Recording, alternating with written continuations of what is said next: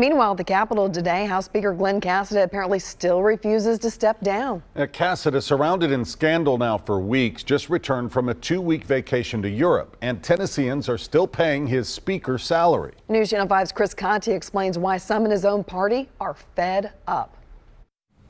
For the first time in nearly 2 weeks, House Speaker Glen Casada was back in his office today. His door remained closed, though, as a series of private meetings got underway. Motion to reconsider is tabled. Embattled in scandal, Casada announced he would discuss a resignation process starting on June 3rd, which is today.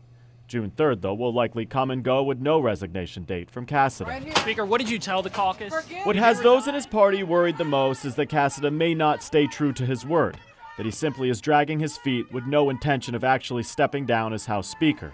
Since Casada announced his intent to resign on May 21st, you, the taxpayer, have continued to pay his salary, about $200 each day.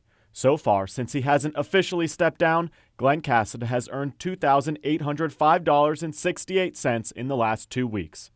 He will continue to take home taxpayer dollars at his current salary in perpetuity until he's no longer Speaker.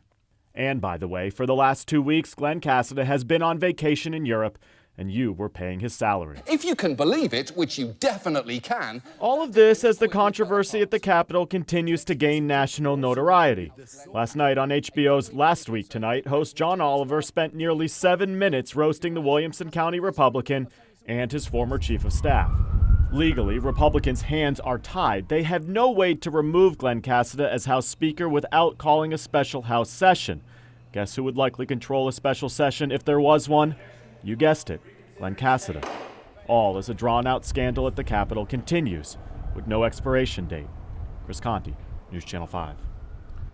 Thank you, Chris. Casada is scheduled to meet with Republican Bill Dunn tomorrow. Dunn would temporarily become the next House Speaker once Casada resigns.